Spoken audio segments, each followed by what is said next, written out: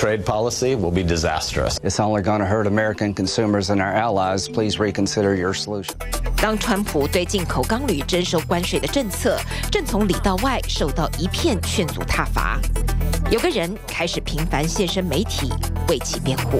A six-pack of beer with a 10% aluminum tariff only goes up by $1.50.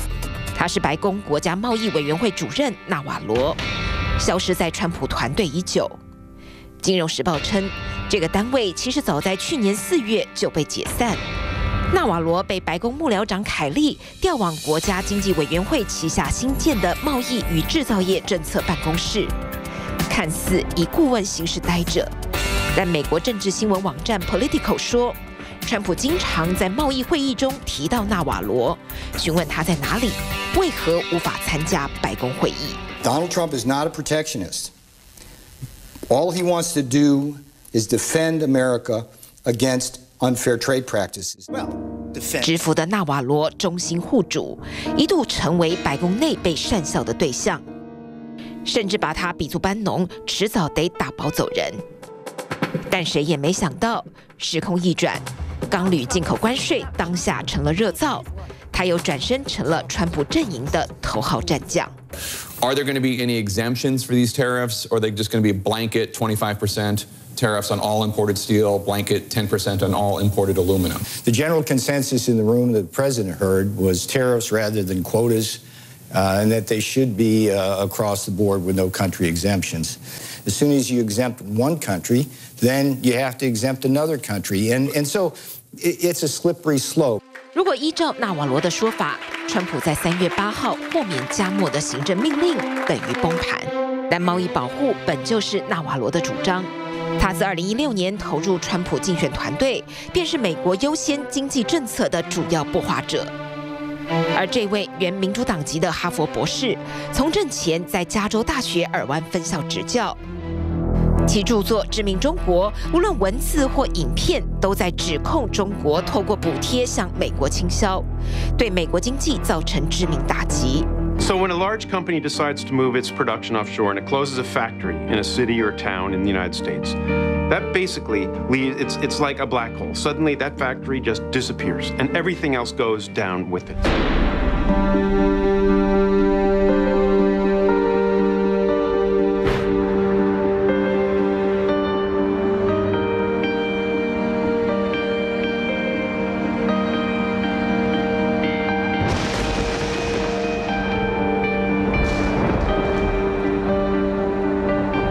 Never had a really big and hostile country come into our markets. Most of the international competition we have faced from Japan, from Germany, from the rest of Europe has come without a sense that behind it was a government that has sought confrontations with the United States on a regular basis.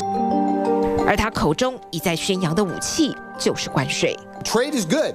Tariffs and the threat of tariffs are a negotiating tool to require countries like China to stop their unfair trade practices. That's the mission.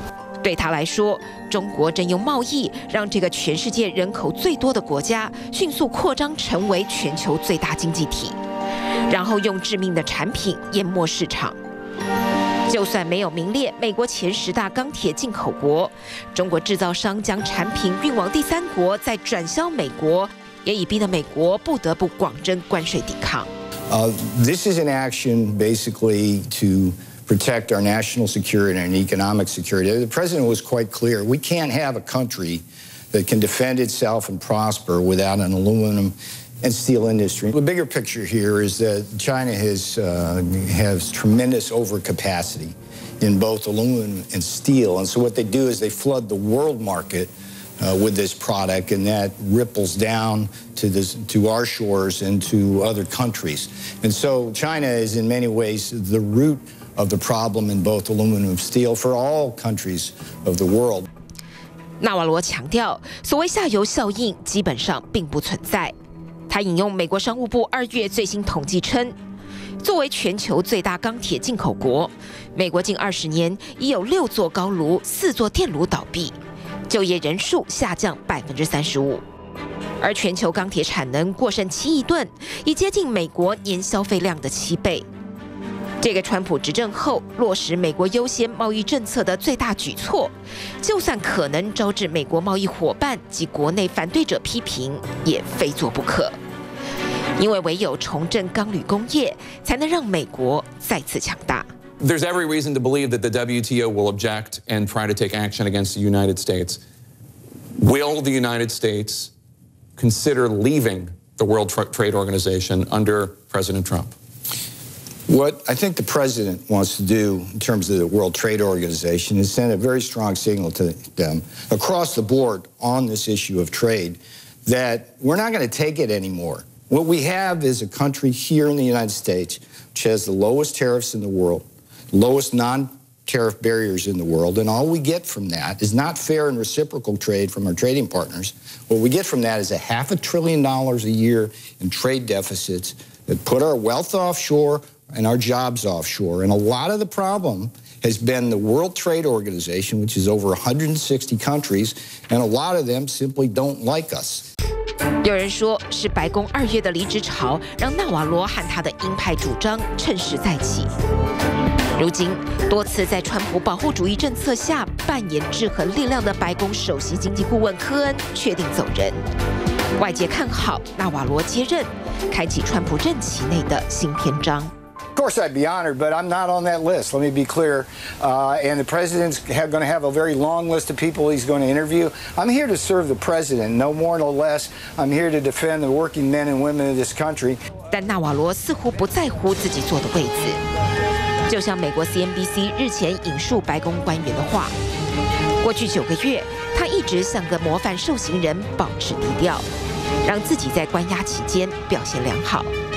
如今机会到来，他只在意如何实现主张。